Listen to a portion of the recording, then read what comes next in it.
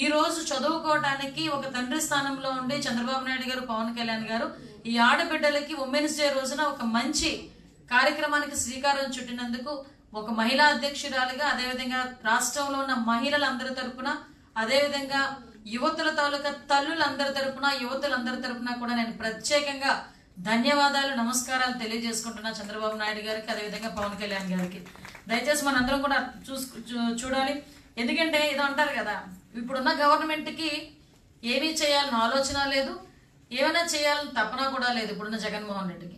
కాబట్టి రేపు పొద్దున గవర్నమెంట్ వచ్చిన వెంటనే మేము ఇది చేస్తామని చెప్పి పర్టికులర్గా ఈరోజు వీళ్ళందరూ కూడా చేసిన మన చంద్రబాబు నాయుడు గారు, పవన్ కళ్యాణ్ గారు తీసుకున్న ఒక మంచి నిర్ణయానికి మనందరం స్వాగతిద్దాం. ఇక్కడున్న పిల్లలందరూ కూడా ఇమ్మీడియట్గా 9261292612 ఈ నెంబర్కి వాళ్ళు మిస్ కాల్ ఇస్తే వెంటనే రిజిస్ట్రేషన్ ఫామ్ వస్తుంది.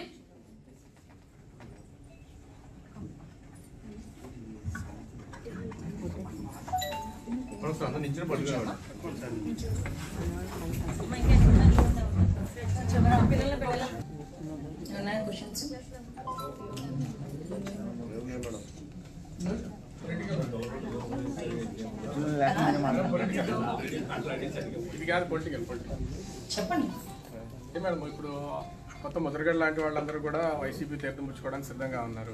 మరి కాపుకు సంబంధించి పవన్ కళ్యాణ్ ఒక నాయకుడిగా మీతో పాటు ట్రావెల్ చేస్తున్నారు. మరి ఓటింగ్ శాతం పోయే అవకాశం ఉందంటారా? ఏం చెప్తారు వైసీపీలో కలవడాన్ని? అంటే మా చేత తిట్టించుకోవాలని కాకపోతే, తిట్టించాలని కాకపోతే మీరు ఇలాంటి క్వశ్చన్స్ అడుగుతారా అండి? నేనేమంటానంటే, ఈరోజు పార్టీ అనేది ఒక వ్యవస్థ. ఒక వ్యక్తి మీద ఆధారపడి పార్టీలు నడుస్తాయి అనుకోవడం అది పెద్ద అవివేకం. ఈరోజు ముద్రగడ గారు ఎటువైపు వెళ్తారు అన్నది ఆయన సొంత విషయం.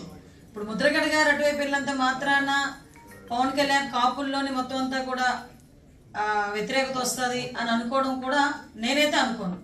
నిజంగా పవన్ కళ్యాణ్ గారు కానీ, కాపులకు సంబంధించిన ప్రతి ఒక్క లీడర్స్ కూడా ఈరోజు తెలుగుదేశం పార్టీ వెంబడే ఉన్నారు, జనసేన పార్టీ వెంబడే ఉన్నారు అనే సంగతి మనందరికీ కూడా తెలిసిందే.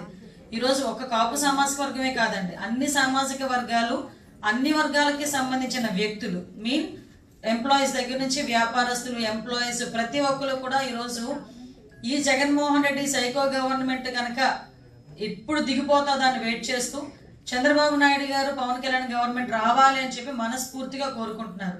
ఇది వార్ వన్ సైడ్. కానీ మీరన్నట్టు ఆ వ్యక్తి వస్తే ఎలా పోతుంది, ఈ వ్యక్తి వస్తే ఎలా పోతుంది అన్న దానికి అసలు స్కోపే లేదు, అసలు ఆ స్కోప్ లేదు.